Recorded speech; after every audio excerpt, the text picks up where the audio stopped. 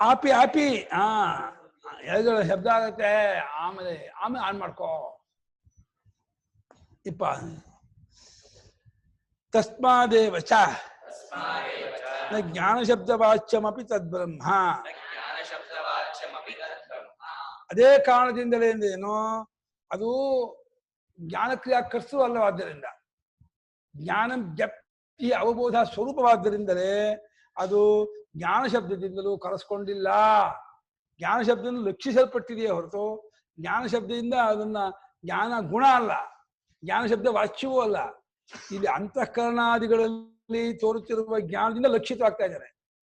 ಇಲ್ಲಿ ಕಿಟಕಿ ಒಳಗಿರಿಂದ ಬೆಳಗ್ಗೆ ಬರ್ತಾ ಇದ್ರೆ ಮನೆಯೊಳಗಲ್ಲ, ಹಾಲಿಗಲ್ಲ, ಓ ಸೂರ್ಯ ಬೆಳಕಿನ ಸ್ವರೂಪ ಅಂತ. ಕಿಟಕಿಯಿಂದ ನಮಗೆ ಬೆಳಕು ಬರ್ತಾ ಇದೆ ಅಂದ್ರೆ ಕಿಟಕಿ ಹೇಗೆ ಬಂತೋ ಸೂರ್ಯನಿಂದ ಬಂತು. ಆದ್ದರಿಂದ ಮನೆ ಒಳಗೆ ಸೂರ್ಯನ ಬೆಳಕು ಕಿಟಕಿ ಮೂಲಕ ಬಂತು. ಹಾಗೇನೆ ಈ ದೇಹೇಂದ್ರಿಯಾದಿಗಳು ತೋರ್ತಿರುವ ಅರಿವನ್ನು ಇಟ್ಕೊಂಡು ಈ ಅರಿವಿನ ಮೂಲ ಆತ್ಮನು, ಆತ್ಮನು ಜ್ಞಾನ ಸ್ವರೂಪನು ರಕ್ಷಿಸ್ತಾ ಇದೆಯೇ ಹೊರತು ಆತ್ಮನು ಜ್ಞಾನ ಅಂತ ಹೇಳಿ ಗುಣದಿಂದ ಕೂಡ್ಕೊಂಡವನು, ಶಬ್ದವಾಚ್ಯನು, ಆ ವಿಶೇಷಣದಿಂದ ಕೂಡ್ಕೊಂಡವನು ಅಂತ ಅರ್ಥ ಅಲ್ಲ. ಜ್ಞಾನ ಶಬ್ದದಿಂದಲೂ ಆತ್ಮನನ್ನ ಕರೆಗೆ ಬರೋಲ್ಲ, ಹೇಳೋಕ್ಕಾಗಲ್ಲ. ತದ್ಬ್ರಹ್ಮ ಅಂತ ಇವಾಗ ಬ್ರಹ್ಮ ಅಂತ ತಿಳ್ಕೊಂಡ್ಬಿಟ್ರು. ಆತ್ಮಶಬ್ದದಿಂದ ಶುರು ಮಾಡ್ಕೊಂಡು ಅವರು ಬ್ರಹ್ಮ ಅಂತ ತಗೊಂಡ್ರು.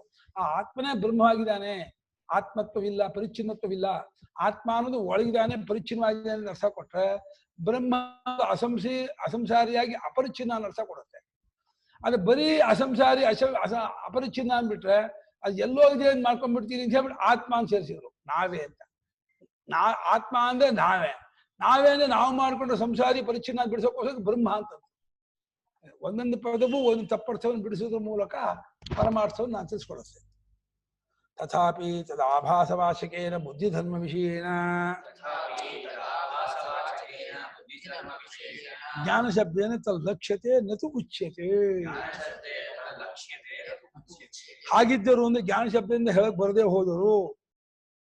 ಜ್ಞಾನ ಅನ್ನೋ ಶಬ್ದಕ್ಕೆ ವಾಚ್ಯವಲ್ಲ. ಈಗ ಹೇಗೆ ಇದು ಸೀಲು ಅನ್ನೋ ಶಬ್ದಕ್ಕೆ ವಾಚ್ಯವಾಗಿದೆ, ಇದು ಪೆನ್ನು ಅನ್ನೋ ಶಬ್ದಕ್ಕೆ ಇದು ವಾಚ್ಯವಾಗಿದೆ. ಹಾಗೆ ಆ ಪರಮಾರ್ಥ ತತ್ವ ಜ್ಞಾನ ಶಬ್ದಕ್ಕೆ ವಾಚ್ಯವಲ್ಲ, ಅದನ್ನ ಹೇಳಿಸ್ಕೊಂಡದ್ದಲ್ಲ. ಆದರೂ ಆ ಜ್ಞಾನದ ಆಭಾಸ ಬಿದ್ದಿದೆಯಲ್ಲ ದೇಹೇಂದ್ರಿಯ ಮನೋಬುದ್ಧಿಗಳ ಮೇಲೆ. ಇಲ್ಲಿ ಮುಟ್ಟಿ ಕೂಡಲೇ ನಂಗೆ ಗೊತ್ತಾಯ್ತು ಯಾರೋ ಮುಟ್ಟಿದ್ರು ಅಂತ ದೇಹದ ಅರಿವು, ಹಾಗೆ ಇಂದ್ರಿಯದ ಅರಿವು, ಆ ಮನಸ್ಸಿನ ಅರಿವು, ಬುದ್ಧಿ ಅರಿವು, ಇದೆಲ್ಲ ಚೈತನ್ಯದ ಆಭಾಸ, ರಿಫ್ಲೆಕ್ಷನ್. ಅದಕ್ಕೆ ಜ್ಞಾನ ಶಬ್ದ ಪ್ರಯೋಗ ಇದೆ. ಯಾವ ಆಭಾಸ ಯಾವ ಉಪಾಧಿಯಲ್ಲಿ ತೋರುತ್ತಿದೆಯೋ ಆ ಉಪಾಧಿಯಲ್ಲಿ ತೋರುತ್ತಿರುವಂತಹ ಆಭಾಸಕ್ಕೆ ಹೇಳುವ ಪದ ಜ್ಞಾನ ಅನ್ನೋ ಪದ. ಅದರಿಂದ ಅದನ್ನ ನಾವು ಲಕ್ಷಿಸ್ತಾ ಇದ್ದೀವಿ. ಈ ಪದ ಇಲ್ಲಿದೆ. ಆಭಾಸವಾಚಕವಾಗಿರುವ ಪದಗಳನ್ನು ಹೇಳುವ ಜ್ಞಾನ ಶಬ್ದವು ಯಾವುದಿದೆ, ಆ ಬುದ್ಧಿಯ ಧರ್ಮಕ್ಕೆ ವಿಷಯವಾಗಿದ್ದುಕೊಂಡಿದೆ ಜ್ಞಾನ. ಆ ವಿಷಯವಾಗಿರುವ ಆ ಜ್ಞಾನ ಶಬ್ದದಿಂದ ಅದಕ್ಕೆ ಮೂಲವಾಗಿರುವ ಸ್ವರೂಪವನ್ನು ಸತ್ವವನ್ನ ಲಕ್ಷಿಸ್ತಾ ಇದ್ದೀವಿ. ಲಕ್ಷ್ಯ ನತು ಉಚ್ಯತೆ. ಡೈರೆಕ್ಟ್ ಆಗಿ ಜ್ಞಾನ ಶಬ್ದದಿಂದ ಅದನ್ನ ನಾವು ಹೇಳ್ತಿಲ್ಲ. ದೊಡ್ಡ ಯಾಕೆ ಪೆದ್ ಮಾಡಿದ್ರು? ಆಶ್ಚರ್ಯ ಆಗುತ್ತೆ. ಈ ಪಾಠಶಾಲೆ ವಿದ್ಯಾರ್ಥಿಗಳು ಅಂತಂದ್ರೆ ಸ್ಪೆಷಲ್ ದಡ್ರುಕೊಂಡ್ರಿ ಮಕ್ಕಳಕ್ಕೆ ಅಲ್ಲ ಅಂತ ದಡ್ತಾನ.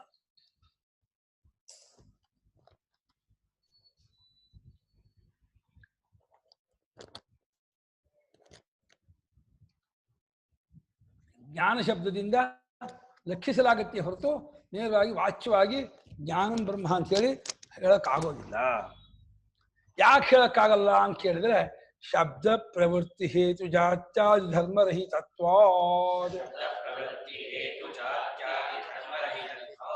ಶಬ್ದ ಪ್ರವೃತ್ತಿ, ಶಬ್ದವು ಹೊರಡೋದಕ್ಕೆ ಕಾರಣವಾಗಿರುವಂತಹದ್ದು. ಹೇತು ಅಂದ್ರೆ ಕಾರಣ. ಜಾತ್ಯಾದಿಗಳು, ಜಾತಿ, ದ್ರವ್ಯ, ಗುಣ, ಕ್ರಿಯಾ, ಸಂಬಂಧ, ಇದ್ಯಾವುದೂ ಇಲ್ಲ ಬ್ರಹ್ಮದಲ್ಲಿ. ಹುಟ್ಟಿಲ್ಲವಾದ್ರಿಂದ ಜಾತಿ ಇಲ್ಲ, ನಿರ್ಗುಣವಾದ್ರಿಂದ ಗುಣ ಇಲ್ಲ, ಅದ್ವಿತೀಯವಾದ್ರಿಂದ ಸಂಬಂಧ ಇಲ್ಲ, ಕೂಟಸ್ಥವಾದ್ರಿಂದ ಕ್ರಿಯೆ ಇಲ್ಲ, ಆಮೇಲೆ ವಿಷಯವಲ್ಲವಾದ ದ್ರವ್ಯ, ಸ್ಥೂಲಾದಿ ಧರ್ಮದಿಂದ ದ್ರವ್ಯ, ಅದು ದ್ರವ್ಯವೂ ಅಲ್ಲ. ಘಟಪಟ ಆಗಿದಂತೆ ದ್ರವ್ಯವಲ್ಲ. ಅಣ್ಣ ತಮ್ಮ ಅಂತ ಸಂಬಂಧ ಇಲ್ಲ. ಅಡುಗೆಯವರು, ಇಂಜಿನಿಯರು, ಡಾಕ್ಟರ್ ಕ್ರಿಯೆ ಇಲ್ಲ. ಆಮೇಲೆ ಕೆಂಪು ಬೆಳಪದ ಗುಣ ಇಲ್ಲ. ಯಾವ ಶಬ್ದ, ಇದೆಲ್ಲ ಶಬ್ದ ಪ್ರವೃತ್ತಿ ನಿಮಿತ್ತ. ಜಾತಿ, ದ್ರವ್ಯ, ಗುಣ, ಕ್ರಿಯಾ, ಸಂಬಂಧ. ಇದ್ಯಾವುದು ಬ್ರಹ್ಮಕ್ಕೆ ಇಲ್ಲವಾದ್ದರಿಂದ ಶಬ್ದಕ್ಕಿರೋದು ಇಷ್ಟೇ ಕ್ಷೇತ್ರವಾದ್ದರಿಂದ ಇದು 5 ಬಿಟ್ಟು ಬೇರೆ ಜಾಗದಲ್ಲಿ ಶಬ್ದ ತೊಡಗೋದಿಲ್ಲವಾದ್ದರಿಂದ ಇದು 5ಕ್ಕೂ ಬ್ರಹ್ಮ ಸೇರಿಲ್ಲವಾದ್ದರಿಂದ ಬ್ರಹ್ಮ ಶಬ್ದಕ್ಕೆ ವಿಷಯವಲ್ಲ. ಇದು ಏನ್ ಮಾತಾಡಿದ್ರೆ 5ರಲ್ಲೇ ಮಾತಾಡ್ಬೇಕು ನೀನು. ಜಾತಿ, ದ್ರವ್ಯ, ಗುಣ, ಕ್ರಿಯಾ, ಸಂಬಂಧ. ಅದಾಯ್ತಾ? ಏನ ಕಕ್ಕಲ್ ನೋಡ್ತಾ ಇದೆಯಲ್ಲ, ನಾನು ಏನ್ ಹೇಳ್ದೆ?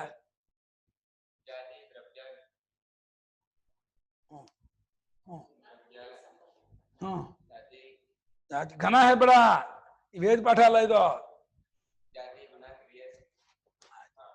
ದ್ರವ್ಯ, ಗುಣ, ಜಾತಿ, ಕ್ರಿಯಾ, ಜಾತಿ, ದ್ರವ್ಯ, ಗುಣ, ಕ್ರಿಯಾ, ದ್ರವ್ಯ, ಅದನ್ನೇ ಘನ ಹೇಳ್ತೀಯ. ಘನಪಾಠ ವೇದ ಪಾಠ ಅಲ್ಲ ಇದು, ವೇದಾಂತ ಪಾಠ. 5 ಹೇಳು.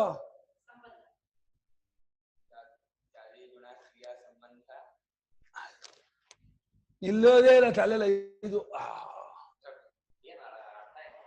ಅದು ಅರ್ಥ ಇದೆಯಾ? ಅದು 5ಕ್ಕೆ ಏನು ಅರ್ಥ?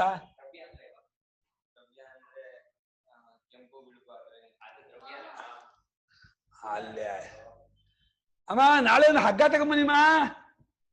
ಸ್ಟ್ರಾಂಗ್ ಹಗ್ಗ ಬೇಕು. ಒಂದು ಹಗ್ಗ ಕೊಂಡಿ ಹಾಕೊಳ್ತೀನಿ. ಘಟಪಟ ಇದೆಲ್ಲ ದ್ರವ್ಯನೋ ಗುಣನೇನ? ಬಣ್ಣ, ಬುದ್ಧಿವಂತ, ದೊಡ್ಡ ಶ್ರೀಮಂತ ಆದ್ರೆ ಗುಣವು. ಆಮೇಲೆ ಕ್ರಿಯೆ ಯಾವ್ದ? ಏನ್ ಮಾಡ್ತೀಯ? ಗಣಪತಿನ? ಅಡಿಗೆನ? ಅಲ್ಲೇ ಕ್ರಿಯಾ ಶಬ್ದ ಹೇಳ್ಬೇಕು. ಕ್ರಿಯಾವಾಚಕ ಶಬ್ದಗಳು. ಅಡಿಗೆಯವರು, ಅದು ಇಂಜಿನಿಯರು, ಡಾಕ್ಟ್ರು, ಪುರೋಹಿತರು, ಅದು ಕ್ರಿಯಾವಾಚಕ ಶಬ್ದ. ಅದು ಶಬ್ದ ಪ್ರವೃತ್ತಿ ಹೇಳ್ತಿರೋದು. ಶಬ್ದ ಅಂದೇನ?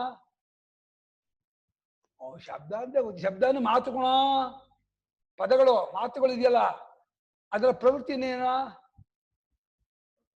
ಹೊರಡೋದು. ಫ್ಯಾನ್ ಅಂದ್ರೆ ಏನ್ ಹೇಳೋ? ಫ್ಯಾನ್ ಕೇಳಿದೆ? ಫ್ಯಾನ್ ಶಬ್ದನ? ಫ್ಯಾನ್ ಅಂದ್ರೆ ಏನೋ? ಗಾಳಿ ಬೀಸದ? ಅಲ್ಲಿ ಹೇಳೋ. ಏನಿದು ಅರಸಿಕೇಶು ಕವಿತ್ವ ನಿವೇದನ.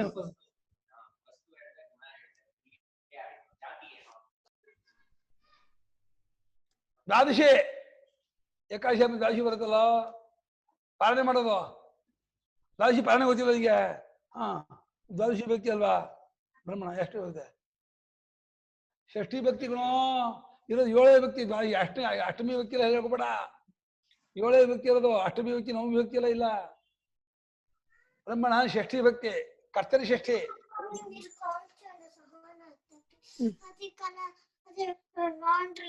వాణిశ్రీ మ్యూట్ చేసుకొని మ్యూటు చేసుకుంటారు.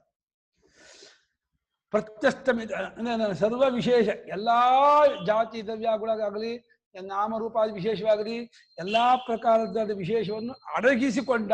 ಪ್ರತ್ಯಸ್ತಮಿತಾನೇನು? ಅಡಗಿ ಹೋದ, ಅಳಿಸಿ ಹೋದ, ಸ್ವರೂಪದ್ದಾಗಿರುವಂಥದ್ದಾದ ಯಾವುದು ಬ್ರಹ್ಮವು. ಬ್ರಹ್ಮಣ ಕರ್ತರಿ ಸೃಷ್ಟಿ, ಬ್ರಹ್ಮವು ಅಂಥದ್ದಾಗಿರೋದ್ರಿಂದ ಸತ್ಯ ಶಬ್ದ ಹೇಳಲ್ಲ. ಬಾಹ್ಯ ಸತ್ತ ಸಾಮಾನ್ಯ ವಿಷಯೇನ ಸತ್ಯ ಶಬ್ದೇನ ಲಕ್ಷ್ಯತೆ ಸತ್ಯಂ ಬ್ರಹ್ಮ ಇತಿ. ಸತ್ಯ ಶಬ್ದವಾಚ್ಯಮೇವ ಬ್ರಹ್ಮ. ಹೊರಗಿನ ಸತ್ತ ಸಾಮಾನ್ಯ ಇಲ್ಲ. ಇರುವ ಗಡಿಗೆ, ಇರುವ ಬಟ್ಟೆ, ಇರುವ ಪಾತ್ರೆ, ಇರುವ ಕುರ್ಚಿ, ಇರುವ ಕಿಟಕಿ, ಇರುವ ಮರ, ಇರುವ ಜನ, ಇರುವ ಕಾರು, ಇರುವ ರೈಲು, ಇರುವ ಬಸ್ಸು ಹೇಳಿ ಎಲ್ಲಾದರೂ ಸತ್ತ ಸಾಮಾನ್ಯ ಎಲ್ಲಾದ್ರೂ ಸೇರ್ಕೊಂಡಿದೆ. ಪ್ರಪಂಚದ ಎಲ್ಲಾ ನಾಮರೂಪಗಳಲ್ಲೂ ಇದೇ ಇದೇ ಇದೆ ಸೇರ್ಕೊಂಡಿದೆಯಾ? ಹೌದಾ? ಈ ಮೇಕಲ್ ಇದೆಯಾ? ಎಲ್ಲಿದೆ? ಮೇಕಲ್ ತೋರಿಸುವ. ಮೇಕಲ್ ತೋರಿಸು. ಇದೆ ಅನ್ನೋದನ್ನ ಮೇಕಲ್ ತೋರ್ಸ. ಇಲ್ಲ ಮೇಕಲ್ ಇದೆ ಅನ್ನೋದು ನೆಕ್ ಬಿಟ್ರೆ ಆಗ್ಲಿಲ್ಲ, ಹೇಳ್ಬೇಕು. ಎಲ್ಲಿದೆ ಮೇಕಲ್ ಇದೆ ಅನ್ನೋದು? ಅಡಿಲಿದೆಯಾ ಮೇಲಿದೆಯಾ? ಮೇಲಿದೆಯಾ? ಒಳಗಿಲ್ವಾ? ಈ ಕಡೆ ಒಳಗಡೆ ಇದೆಯಾ? ಈ ಮೇಲಿಲ್ಲ ಇದೆ ಅನ್ನೋದು ಎಲ್ಲಿ ಇಲ್ಲ. ಮೇಲಿದೆ ಅಂತಮ್ಮ ಇದೆ ಅನ್ನೋದು. ಕೆಳಗಡೆ ಇದೆ ಅನ್ನೋದಿಲ್ವಾ? ಮತ್ತೆ ಆ ಕಡೆ ಈ ಮುಂದ್ಗಡೆ ಎಲ್ಲಿಲ್ಲ ಇದೆ ಅನ್ನೋದು? ಎಲ್ಲ ಕಡೆ ಇದೆಯಾ? ಎಲ್ಲ ಕಡೆ ಇದೆಯಾ? ಇದೆ ಅನ್ನೋದ್ರಲ್ಲಿ ಎಲ್ಲ ಮೈಕ್ ಇದೆಯೋ? ಮೈಕಲ್ಲಿ ಇದೆ ಅನ್ನೋದಿದೆಯಾ? ಇದೆ ಅನ್ನೋದ್ರಲ್ಲಿ ಮೈಕ್ ಇದೆಯೇನೋ? ಮೈಕಲ್ ಇದೆ ಅನ್ನೋದಿದೆಯಾ? ಇದೆ ಅನ್ನೋದಲ್ಲ ಮೈಕ್ ಇರೋದು. ಮೈಕ್ ಆಧಾರವೋ ಇದೇ ಆಧಾರವೋ? ಮೈಕಿಗೆ ಇದೆ ಅನ್ನೋದು ಆಧಾರ ಕಣೋ. ಮೈಕಿಗೆ ಇದೆ ಅನ್ನೋದಕ್ಕೆ ಮೈಕ್ ಆಧಾರ ಅಲ್ಲ. ಯಾವ್ದು ದೊಡ್ಡ ದೊಡ್ಡ ಮೈಕ್ ದೊಡ್ಡ ಇದೆ ಅನ್ನೋದು ದೊಡ್ಡ. ಹಾ, ಚಾಪೆಯಲ್ಲೂ ಇದೆ, ಚಾಪೆಯಲ್ಲಿ ಮೈಕ್ ಇಲ್ಲ. ಮೈಕಲ್ಲೂ ಇದೆ, ಮೈಕಲ್ಲಿ ಚಾಪೆ ಇಲ್ಲ. ಅದು ಇದೆ ಅನ್ನೋದು ಚಾಪೆಯಲ್ಲೂ ಇದೆ, ಮೈಕಲ್ಲೂ ಇದೆ, ನಿನ್ನಲ್ಲೂ ಇದೆ, ಪುಸ್ತಕದಲ್ಲೂ ಇದೆ, ಎಲ್ಲದಲ್ಲೂ ಇದೆ ಅನ್ನೋದು ಇದೆ ಅಲ್ವಾ. ಅದದು ಅದರಲ್ಲೇ ಇದೆ, ಇನ್ನೊಂದಲ್ಲಿ ಇಲ್ಲ. ಅದನ್ನ ಇದೇನೋ ದೊಡ್ಡದು.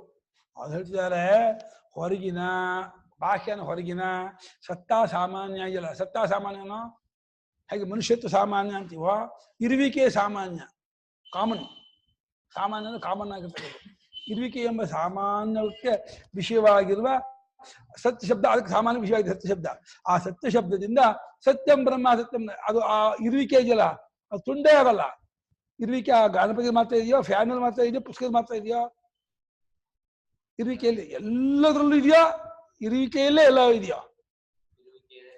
ಇರುವಿಕೆ ದೊಡ್ಡದಾಯ್ತು, ಅದು ಬ್ರಹ್ಮ, ದೊಡ್ಡದಾಗಿರೋದು ಬ್ರಹ್ಮ. ಹಾಗಾದ್ರೆ ಸತ್ಯಂ ಬ್ರಹ್ಮ ಅಂತ ಹೇಳಿ ಆ ಸತ್ಯ ಶಬ್ದದಿಂದ ಅದನ್ನು ಲಕ್ಷಿಸ್ತಾ ಇದೆಯೇ ಹೊರತು ಬ್ರಹ್ಮವು ನೇರಾಗಿ ಸತ್ಯ ಶಬ್ದಕ್ಕೆ ವಾಚ್ಯವಲ್ಲ. ವಾಚ್ಯವಲ್ಲ ಅಂದ್ರೇನು? ಇದು ಹೇಗೆ ಪುಸ್ತಕಾನ ಶಬ್ದಕ್ಕೆ ಇದು ವಾಚ್ಯವೋ, ಹಾಗೆ ಸತ್ಯಾನ ಶಬ್ದದಿಂದ ಆ ಪರಮಾರ್ಥ ತತ್ವವನ್ನು ಕಳೆಯಕ್ಕಾಗಲ್ಲ. ಅದು ಪರ್ಟಿಕ್ಯುಲರ್ ಒಂದು ಜಾಗ, ದೇಶ, ಕಾಲ, ಕ್ರಿಯೆಯಲ್ಲಿ ಇಲ್ಲ. ಅದು ದೇಶ ಕಾಲ ಕ್ರಿಯೆಗಳೇ ಆ ಇರುವಿಕೆಯಲ್ಲಿ ಇರೋದ್ರಿಂದ ಅದಕ್ಕೆ ಯಾವ ಶಬ್ದವೂ ಇಲ್ಲ, ಯಾವ ಪ್ರತ್ಯವೂ ಇಲ್ಲ. ಅದಕ್ಕೆ ನನಗೆ ಎಲ್ಲೋ ಇಲ್ಲ, ಅದು ನಾನೇ, ನಮ್ಮ ಸ್ವರೂಪಕ್ಕಿಲ್ಲ. ಏವಂ ಸತ್ಯಾದಿ ಶಬ್ದಾಃ ಇತರೇತರ ಸನ್ನಿಧೌ ಅನ್ಯೋನ್ಯ ನಿಯಮ್ಯ ನಿಯಾಮಕಾಃ ಸಂತಃ ಸತ್ಯಾದಿ ಶಬ್ದವಾಚ್ಯಾತ್ ತನ್ನಿವರ್ತಕಾಃ ಬ್ರಹ್ಮಣೋ ಲಕ್ಷಣಾರ್ಥಾಶ್ಚ ಭವಂತಿ ಇತ್ಯತಃ ಸಿದ್ಧಂ ಯತೋ ವಾಚೋ ನಿವರ್ತಂತೆ ಅಪ್ರಾಪ್ಯ ಮನಸಾ ಸಹ ಅನಿರುಕ್ತೆ ಅಧಿರೇಣಿ ಇತಿ ಚ ಅವಾಚ್ಯತ್ವಂ ವಿರೋತ್ಪಲವದ ಅವಾಚ್ಯಾರ್ಥತ್ವಂ ಚ ಬ್ರಹ್ಮಣಃ.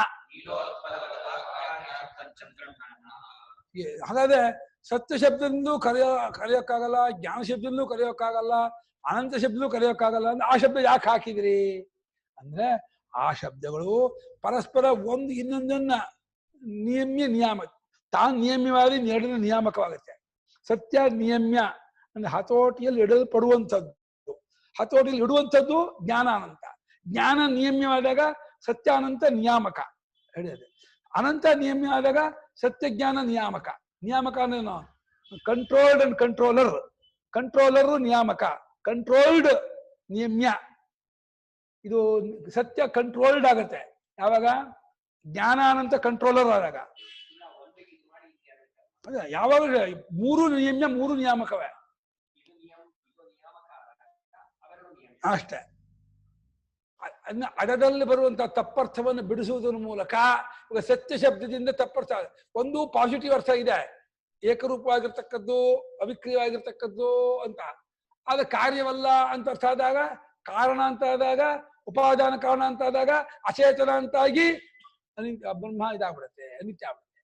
ಅದನ್ನ ಅಷ್ಟು ಹಾಳಾಗ್ಬಿಟ್ರು. ಜ್ಞಾನನ ಪದ ಅದರ ಅಚೇತನತ್ವವನ್ನು, ಅದರ ವಿಕ್ರಿಯ ಇದನ್ನು ಇದನ್ನು ಬಿಡಿಸ್ಬಿಡುತ್ತೆ. ಹಾಗೆ ಜ್ಞಾನ ಅನ್ನೋದು ಉತ್ಪತ್ತಿ ವಿನಾಶಾತ್ಮಕವಾದ ಜ್ಞಾನವನ್ನೇ ಜ್ಞಾನ ಅಂತ ಲೋಕದಲ್ಲಿ ಕರೆಯೋದ್ರಿಂದ ಅದರಲ್ಲಿ ಬರುವಂತಹ ತಪ್ಪರ್ಥ ಅನಂತ ಸತ್ಯ ಅನ್ನು ಬಿಡಿಸುತ್ತೆ. ಅನಂತದಲ್ಲೂ ಕೂಡ ಅಂತ ಅನಂತ ಅಷ್ಟೇ ಅರ್ಥವಾದ್ದರಿಂದ ಅದು ಆಕಾಶಾದಿಗಳಂತೆ ಬಾಹ್ಯವಾಗಿರ್ತಕ್ಕದ್ದು, ಅದು ಬರೀ ನಿಷೇಧಾರ್ಥ ಹೇಳುತ್ತೆ, ಪಾಸಿಟಿವ್ ಏನು ಅರ್ಥ ಹೇಳಲ್ಲ ಅಂತ ಆದರೆ ಸತ್ಯಜ್ಞಾನ ಅದರ ಜೊತೆಯಲ್ಲಿ ಅದು ಒಂದಾನೊಂದು ಅಖಂಡ ತತ್ವವನ್ನ ಹೇಳ್ತಾ ಇದೆ ಅಂತ. ಹಾಗಾಗಿ ಅನ್ಯೋನ್ಯಾನ ಪರಸ್ಪರ ಅಂತ ಅರ್ಥ. ಇನ್ನೊಂದೇನು? ಪರಸ್ಪರ ನಿಯಮ್ಯ ನಿಯಾಮಕ. ಆ ಮೂರು ಪದಗಳು ಯಾವ ಮೂರು? ಸತ್ಯಜ್ಞಾನ ಅನಂತ, ಸತ್ಯಜ್ಞಾನ ಅನಂತ ಮೂರು ಪದಗಳು ನಿಯಮ್ಯ ನಿಯಾಮಕರಾಗಿದ್ದುಕೊಂಡು ಸತ್ಯಾದಿ ಶಬ್ದ, ಸತ್ಯಾದಿನ ಸತ್ಯಜ್ಞಾನ ಅನಂತಾದಿ ಶಬ್ದಕ್ಕೆ ವಾಚ್ಯವಾದ ಅದಕ್ಕಿಂತ ಬೇರೆಯಾಗಿಲ್ಲ. ಆ ಪದವೇ ಬೇಕು, ಆ ಪದ ಅರ್ಥ ಅಲ್ಲ. ಅದು ಸತ್ಯಾದಿ ಶಬ್ದಕ್ಕೆ ಏನು ವಾಚ್ಯಾರ್ಥವೋ ಆ ವಾಚ್ಯಕ್ಕಿಂತ ಬೇರೆಯಾಗಿರುವ ಮತ್ತು ತಪ್ಪರ್ಥವನ್ನು ನಿವರ್ತಕ ಬಿಡಿಸುವಂತಹ ಆ ಅರ್ಥ ಬ್ರಹ್ಮಕ್ಕೆ ಲಕ್ಷಣಾರ್ಥವಾಗಿ ಇರುತ್ತವೆ. ಅವು ಮೂರು ಪದಗಳು ಬ್ರಹ್ಮಕ್ಕೆ ಲಕ್ಷಣಾರ್ಥವಾಗಿರುತ್ತವೆ, ಲಕ್ಷಣಾರ್ಥವಾಗಿರುತ್ತವೆ ಅಂತ. ಆದ್ದರಿಂದ ಇದು ಸಿದ್ಧವಾಯಿತು. ಯಾವುದೋ? ಯಥೋ ವಾಚೋ ನಿವರ್ತಂತೆ ಯತಃ ಕತಃ ಅದ್ವಿತೀಯಾದ್ ಬ್ರಹ್ಮಣಃ ವಾಚಃ ನಿವರ್ತಂತೆ ಕಥಂ ಅಪ್ರಾಪ್ಯ ಮನಸಾ ಸಹ ಮನಸ್ಸುಗಳನ್ನೇ ಮುಟ್ಟದೇನೆಯೇ ಎಲ್ಲವೂ ವಾಪಸ್ ಬರುತ್ತದೆಯೋ ಅಂತ ಏನು ಶ್ರುತಿ ಹೇಳ್ತಾ ಇದೆ ಅದು ಸಿದ್ಧವಾಯಿತು. ಹಾಗೆ ನಿರುಕ್ತ ಅಂದ್ರೆ ಬಿಡಿಸಿ ಬರದೇ ಇರೋದು, ಅನಿಲಯನ ಅಂದ್ರೆ ಅದಕ್ಕೆ ಶರೀರಾದಿಗಳಿಲ್ಲದ್ದು, ನಿಲಯ ಅಂದ್ರೆ ಗೂಡು ಶರೀರ, ಅದು ಯಾವ ಗೂಡು ಶರೀರ ಅಂತ ಇದೇ ಮೊದಲಾದಂತಹ ಶಬ್ದಗಳಿಂದ ಆ ತತ್ವವು ಅವಾಚ್ಯವಾಗಿದೆ ಅನ್ನೋದು ಸಿದ್ಧವಾಯಿತು. ಅಷ್ಟೇ ಅಲ್ಲ, ನೀಲೋತ್ಪಲವನ್ನು ಹೇಗೆ ನೀಲಿಯಾದಂತಹ ನೈದಿಲೆ ಅಂತ ಹೇಳಿ ಅದು ವಾಕ್ಯಾರ್ಥವೋ ಆ ರೀತಿ ಅದು ವಾಕ್ಯಾರ್ಥವಲ್ಲ ಅನ್ನೋದು ಸಿದ್ಧವಾಯಿತು. ವಾಕ್ಯದಿಂದ ವಾಕ್ಯಾರ್ಥವಲ್ಲ ಸಿದ್ಧವಾಯಿತು ಅಂತ ಇದ್ದಾರೆ. ಯಾವ ವಾಕ್ಯದಿಂದ? ಸತ್ಯಂ ಜ್ಞಾನಮನಂತಂ ಬ್ರಹ್ಮ ಅನ್ನೋ ವಾಕ್ಯವೂ ಏನಕ್ಕಾಗಿ ಬಂದದ್ದು? ಬ್ರಹ್ಮ ತಿಳಿಸೋಕ್ಕೋಸ್ಕರ ಬಂದದ್ದು. ಬ್ರಹ್ಮವನ್ನು ನೇರಾಗಿ ತಿಳಿಸಿದೇನೆಯೇ, ಅದು ಬ್ರಹ್ಮವನ್ನು ಇದರಿಂದಲೇ ಗೊತ್ತಾಗುತ್ತಲೇ, ಅದು ಆ ವಾಕ್ಯ ಅರ್ಥ ಅನಿಸ್ಕೊಳ್ತು ಆ ತತ್ವ. ಏನಮ್ಮ ಸತ್ಯ ಜ್ಞಾನ ಅನಂತ ಅನ್ನೋದು ನಿಯಮ್ಯ ನಿಯಾಮಕ ಮೂರು ಅಲ್ಲ, ಒಂದು ನಿಯಮ್ಯ ಅಲ್ಲ, ಎರಡು ನಿಯಾಮಕ. ಎರಡು ನಿಯಾಮಕ. ಹೌದು. ಬಟ್ ಫೈನಲ್ ಆಗಿ ಯಾವುದು ನಿಯಮನೂ ಅಲ್ಲ ನಿಯಾಮಕ ಅದೆಲ್ಲ ಹೌದು ಅಲ್ವಾ? ಹಾಗೆ ಅಧ್ಯಾರೋಪಾಪವಾದ ಕ್ರಮದಿಂದ ಪದಗಳು ತಮ್ಮ ತಪ್ಪರ್ಥವನ್ನು ಬಿಡಿಸುವ ಮೂಲಕ ವಾಕ್ಯವಾಗುತ್ತಲೇ ಅವಾಕ್ಯಾರ್ಥವನ್ನ ಹೇಳುತ್ತೆ. ಅದು ನೀಲೋತ್ಪಲದಂತೆ ವಾಕ್ಯಾರ್ಥವಲ್ಲ. ನೀಲೋತ್ಪಲ ನೀಲಿಯಾದ ಕನ್ನೈದಲೆ ಅಂದ್ರೆ ಅದು ಹೇಗೆ ವಾಕ್ಯಾರ್ಥವೋ ಆ ರೀತಿ ಸತ್ಯಂ ಜ್ಞಾನ ಬ್ರಹ್ಮ ಹಾಗೆ ವಾಚ್ಯವಾದ ರೂಪದಿಂದ ವಾಕ್ಯಾರ್ಥವಲ್ಲ ಎಂಬುದು ಸಿದ್ಧವಾಯಿತು. ಮತ್ತು ಮಾತಿಗೂ ಮನಸ್ಸಿಗೂ ಸಿಗದೇ ಇರುವಂಥದ್ದು ಅನ್ನೋದು ಸಿದ್ಧವಾಯಿತು ಬ್ರಹ್ಮವು. ಹಾಗಾಗಿ ಯಾವ ಇದಕ್ಕೂ ವಿಷಯವಾಗದೇ ಇರುವ ಸ್ವರೂಪದಿಂದ ಅವಿಷಯ ರೂಪದಿಂದ ಉಳ್ಕೊಂಡ್ಬಿಡ್ತಾನೆ. ಸರ್ವ ಅನಾತ್ಮದಿಂದಲೂ ಬೇರ್ಪಟ್ಟವನಾಗಿ ತಾನೇ ತಾನಾಗಿ ಉಳಿಸತ್ತಲ್ಲ ವಾಕ್ಯ, ಅದನ್ನ ವಾಕ್ಯ ತಿಳಿಸ್ಕೊಡ್ತು ಅಂತ ಔಪಚಾರಿಕ ಹೇಳ್ಬೋದು. ತತ್ವ ವಾಕ್ಯ ಇದೇ ತತ್ವ ಮಸಿ ಆಗತ್ತೆ. ಮಸಿ ಬೇಕಾ ಹಸಿ ಬೇಕಾ ಹೇಳು? ಮಸಿ ಮಸಿ ಬೆಳ್ಬಿಡ್ತಾರೆ ಸರಿ ಅರ್ಥ ಮಾಡ್ಕೊಂಡು ಹೋದ್ರೆ.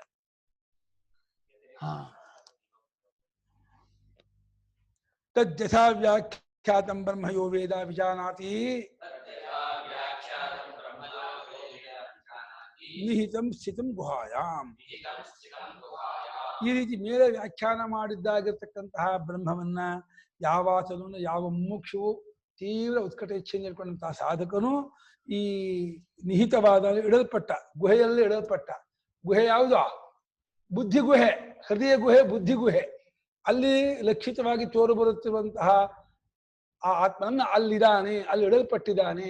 ಆ ರೀತಿ ಇಡಲ್ಪಟ್ಟವನಾಗಿ ಅಥವಾ ತೋರು ಬರುತ್ತಿರುವಂತಹ ಆತ್ಮನು ಸತ್ಯಜ್ಞಾನ ಅಂತದಿಂದ ಲಕ್ಷಿತನಾಗಿದ್ದಾನೆ ಅಂತ ಹೇಳಿ ಯಾವನ್ ತಿಳ್ಕೊಳ್ತಾನೋ ಆ ತಿಳ್ಕೊಂಡವನು ಸೋಷ್ಟುತೆ ಸರ್ವಾನ್ ಕಾಮಾನ್ ಅನು ಫಲವಾಕ್ಯ. ಅದು ತಿಳ್ಕೊಬೇಕಪ್ಪ.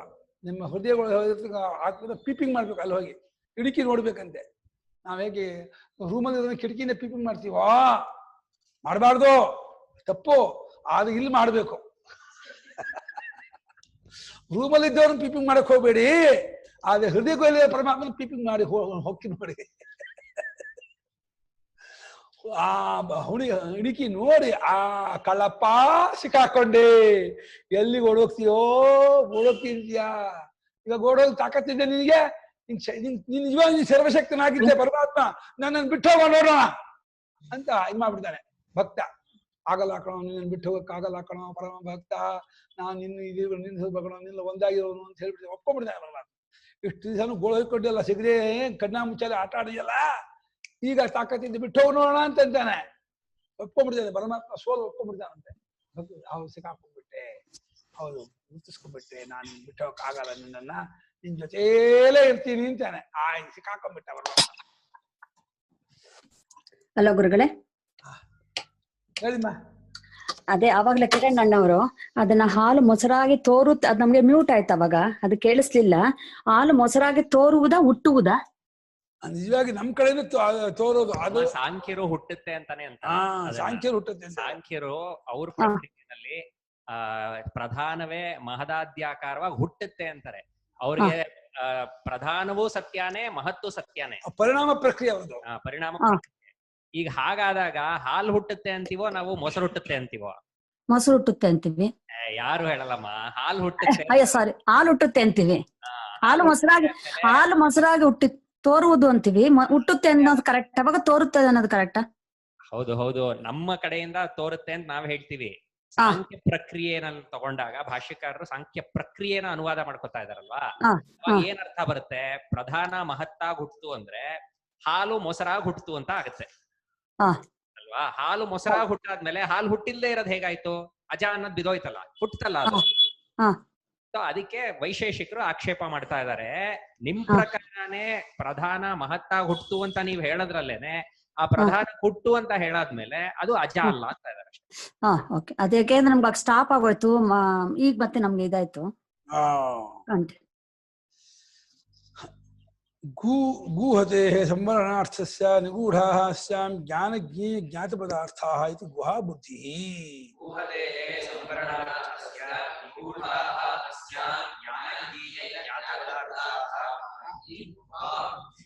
ಗುಹಾ ಶಬ್ದ ಸಂಸ್ಕೃತದಲ್ಲಿ ಒಂದು ಆಕಾರ ಅಂತ ಸ್ಥಿತಿ ಶಬ್ದ. ಅದು ಹೇಗ್ ಬಂತು ಅಂದ್ರೆ ಗುಹು ಸಂವರಣೆ ಧಾತು. ಸಂವರಣೆ ಮುಚ್ಕೊಂಡಿರೋದು, ಅಡಕೊಂಡಿರೋದು ಅಂತ.